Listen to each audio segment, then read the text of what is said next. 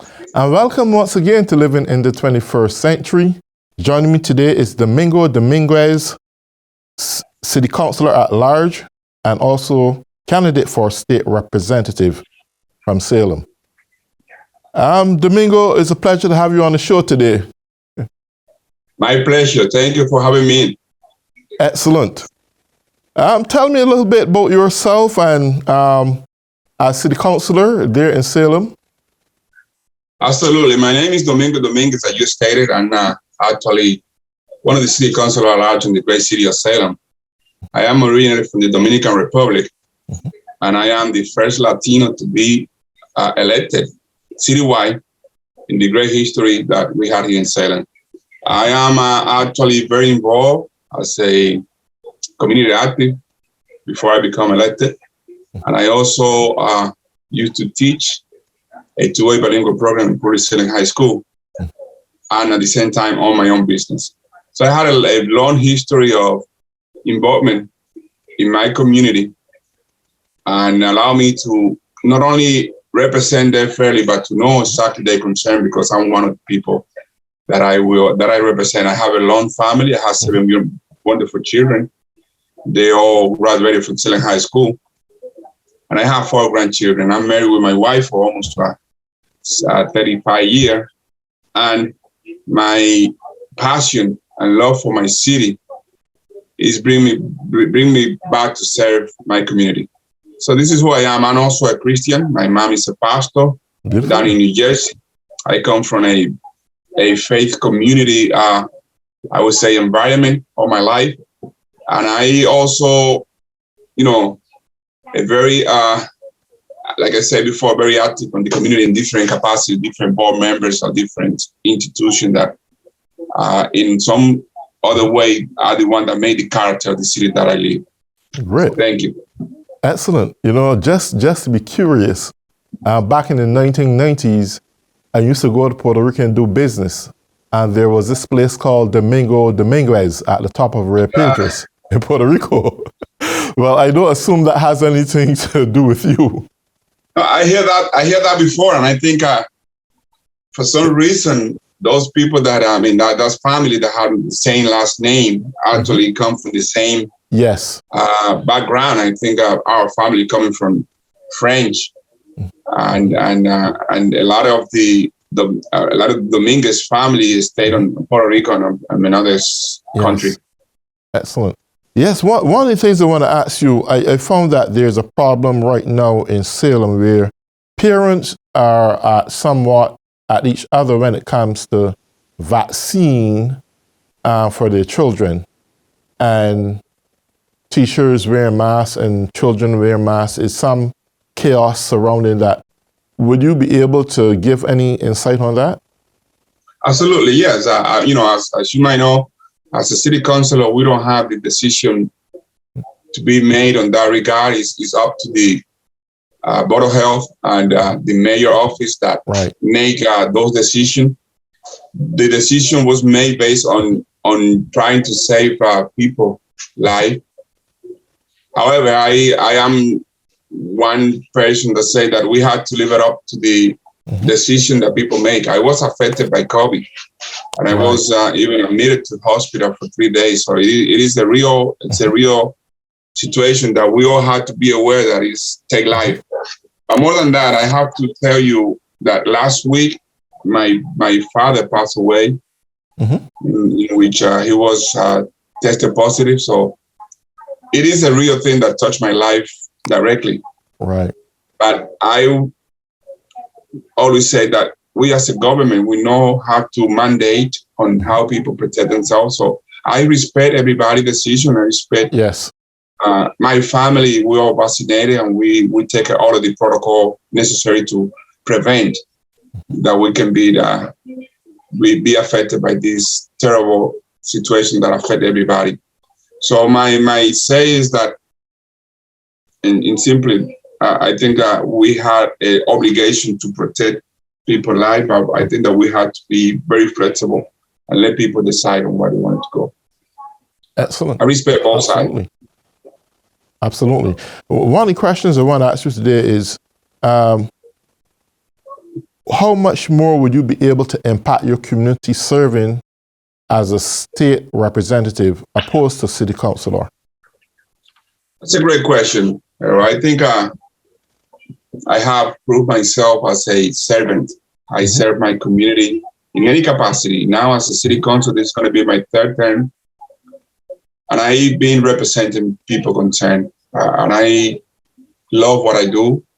I think that's an honor and privilege to be elected in any given community. My intention to run for a state rep is come in a simple matter that I wanted to continue to be a strong advocate for the people, in particular the city of Salem at the state level. Why at the state level? I think that I had the experience, like I said, the local level, and I think I can influence and help others to bring the funds and the resources that we need to continue to fight for those necessities that we have as a city.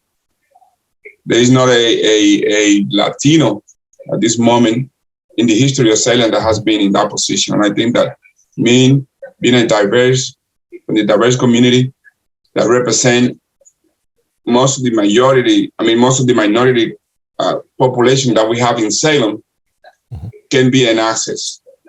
Also, the fact that I can communicate in both languages is also will contribute a lot, because will help communicate with that population that in some cases are not aware of what's going on at the state level.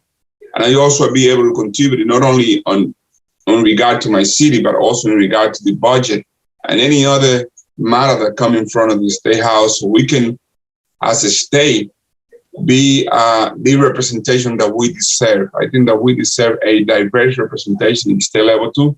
And I think that I am that person with the experience that I have, with the involvement that I have with my community, with the background that I bring as a city councilor at large, we be a plus. And I think I had all of that qualification in place.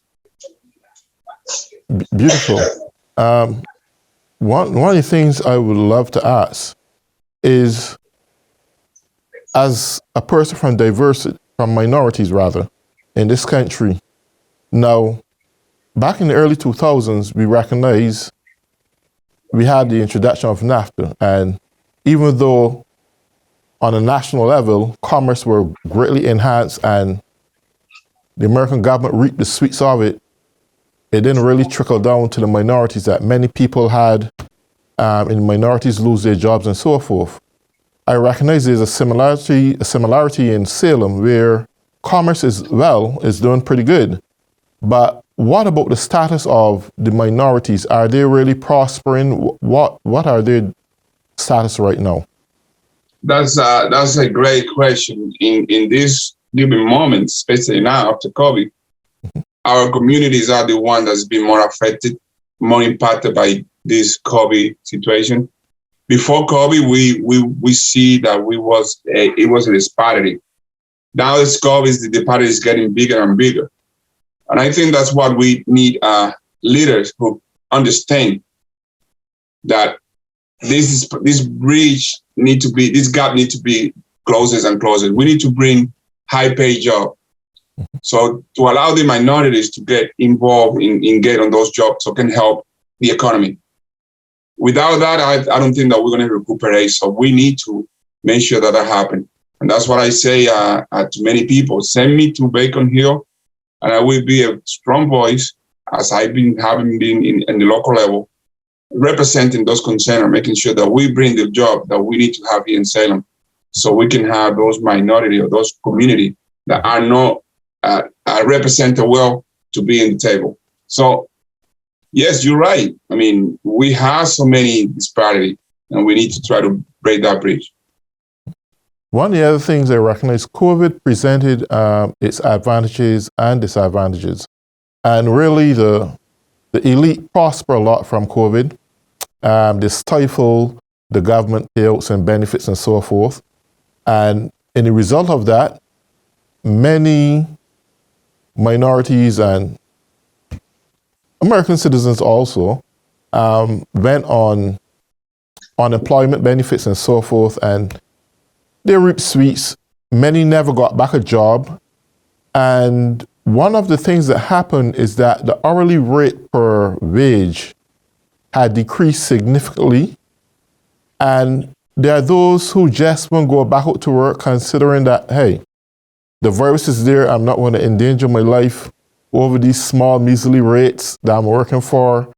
And now we find that every place you look at is hungering for employees to work. They're not getting employees.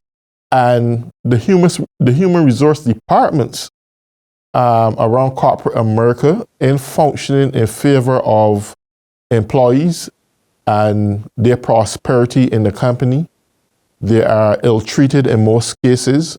And I mean, how could we actually nourish a young generation to cope with these times? I think you touched a very important point. We need to educate our community to get more involved and to prepare for the next future. I think we have a great resources in our community with the youth, but in some cases we see that they are not really participating, and I think it's a lack of education that we see in our community. We need to get to very deeply into more education program, more civic engagement program, more actually motivate our youth to get to participate in the process, get out and vote, and also make sure that you get involved as a candidate on any position at a local level, state level, or federal level, or get involved in some of the boards and commissions that we have in different cities and towns. And also make sure that we model those who are in position, we model to the community as a whole in a way that is possible. My history as elected official is being that I have bring a very I would say persistence manner of dealing with being elected, because I thought from day one that was not easy. So I need to make sure that I project that to my people, especially to my kids. So it doesn't matter how many times you fail, if you have persistence, you can continue to move forward, and one day you will accomplish your goal. So we need to instill that in our youth. We need to instill, to be prepared, to be active, and also to be persistent. Do not give up. I think it's a matter of time for the new generation to start, taking charge and do the right thing that we need to do. This wonderful country where we live allow us to be able to participate, and there is no restriction. So everyone who wanted to become a governor, or anyone that wanted to become elected official in any capacity, you have the option to do it. So it's a matter of work hard and try to make it. So it's no doubt that we have an opportunity in front of us. The future is bright, but we need to work. More work needs to be done. We need to make sure that people in elected officials right now, officials, open the door for others to make things to happen. I'm glad you touched this subject surrounding the aspiration to greatness and taking governmental positions. I mean, that's great. But I want to ask a specific question. I don't know how much it's within your scope at this time because it's very general. But I don't know if you recognize that, and I mean, we are all minorities that came here to this country, but we see the reintroduction of the old Jim Crow laws put in place to prohibit minorities from voting. And I mean, it's all through the Republican states, this is taking effect. And I'm wondering what impact would that have even at elections on a local level, as well as main general elections. What do you see in the future coming out of that? I feel this is wrong. I think we allow that to happen. We're going to go back to how many years where, we see, especially for the African American community, how it was really impacted. And that's not only affect the African American community, affect all community as a whole, including the empowered community. It's not that we as a human being allow others to discriminate among others is against humankind. It is a humankind issue. We need to make sure that we don't go back to that. I think that we have progress in this country. A lot of work needs to be done, don't get me wrong, but we have progress a lot in that regard. To go back to this, to deny the right of others to vote, that's going to damage the democratic system that we have. That's going to damage other areas that I think that we're doing it, fairly well. So it's a matter of us as a minority, also as a group, to get together, united, and fight in the same way we have done for so many years. We cannot allow that to happen. I mean, we need to fight. We need to get together. When it comes to that, I don't think there is any minority group isolated. I think that we're all in the same. African Americans, African Latino, and any other group, minority group, we are one. We have to make sure that that doesn't happen any longer. So I'm very strong on when it comes to that, and I haven't been afraid to say in public in any forum that I am that we need to continue the work that Martin Luther King and others have started in the past, and we need to make sure that those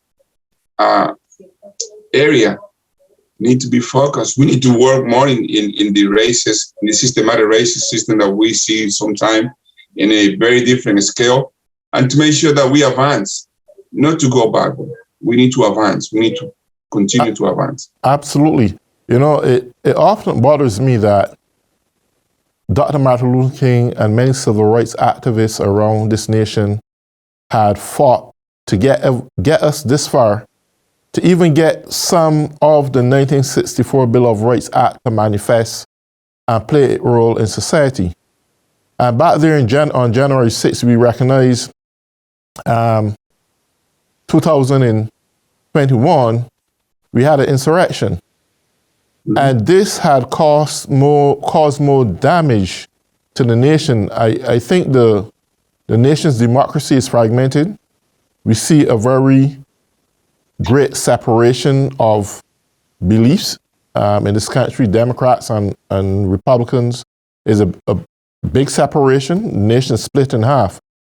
Now world leaders no longer look up to America as a place where it has a solid democracy. I spoke to a gentleman this morning from Ukraine, and that he indicated.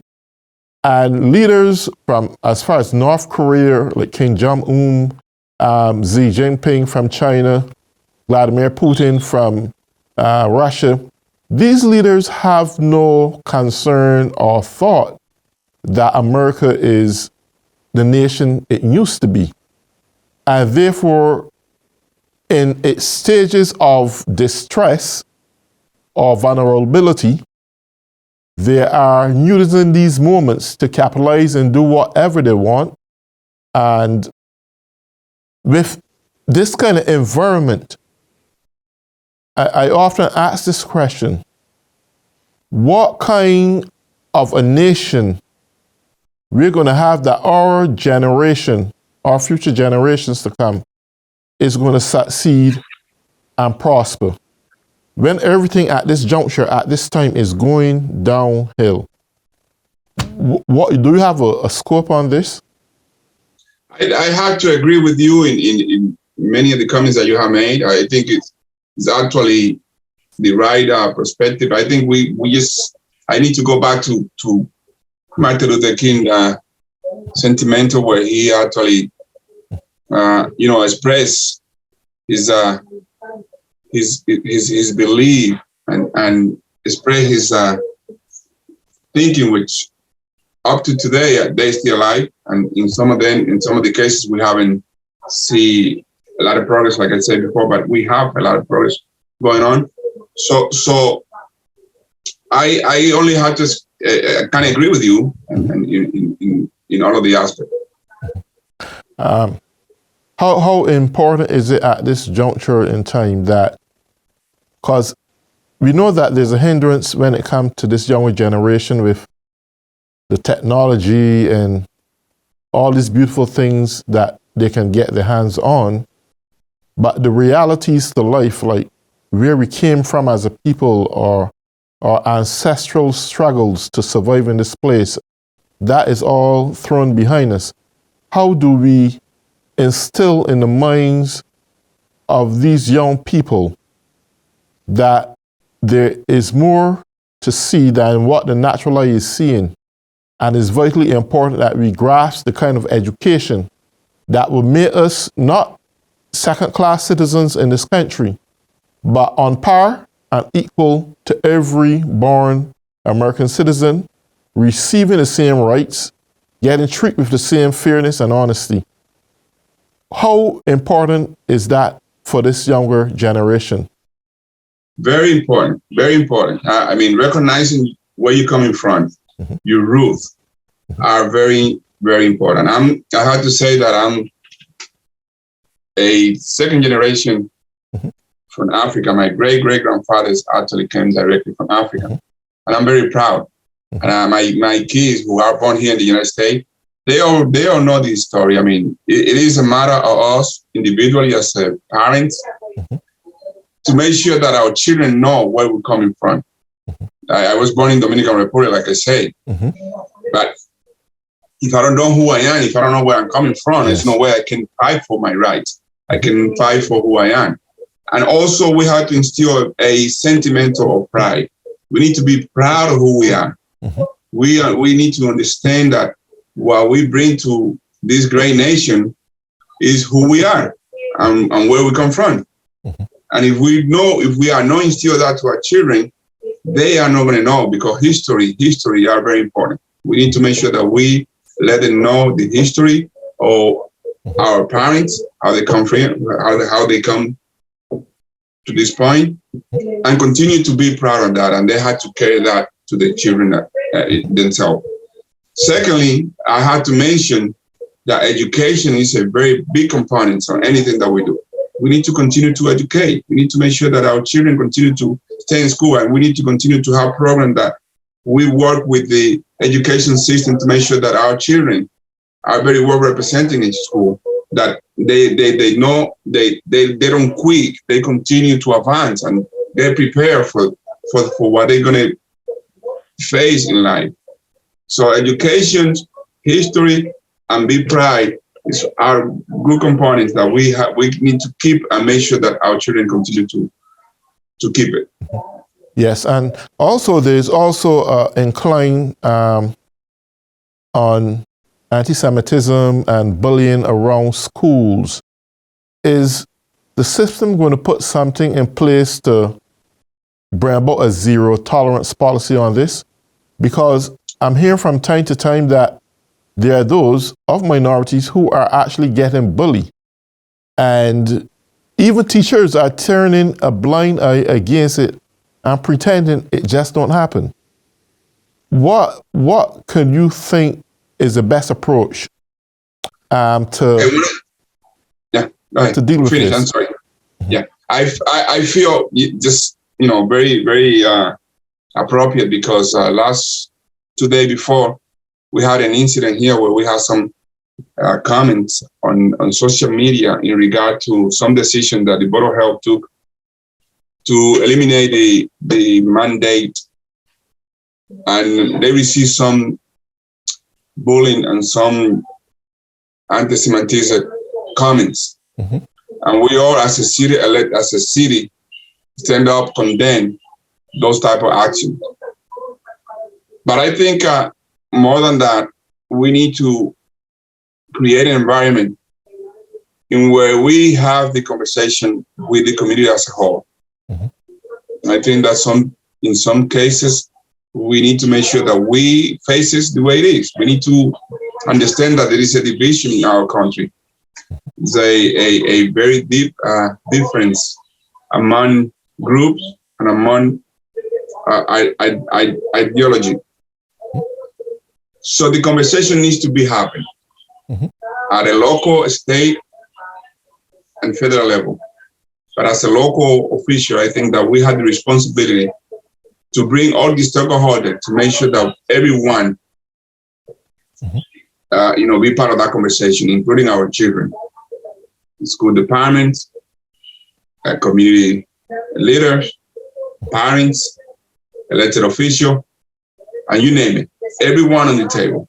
Out of that conversation, we need to deeply focus on those differences that are making some group understanding one way or another and come with a common ground.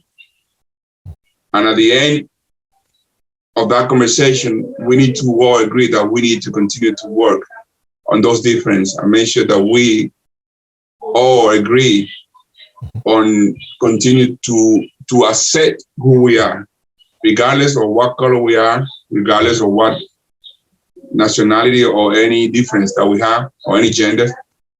Because at the end of the day, we still be human and we still be one community.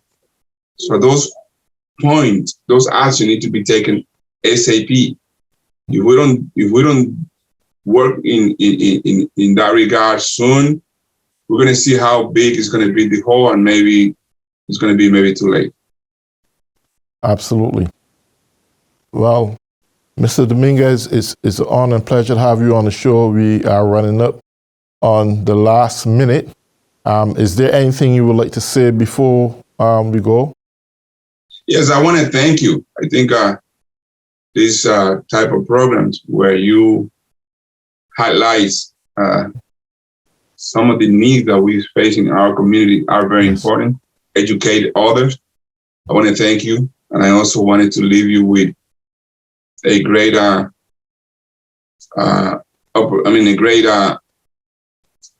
asking you and your viewer to support my candidacy as a state rep. Yes.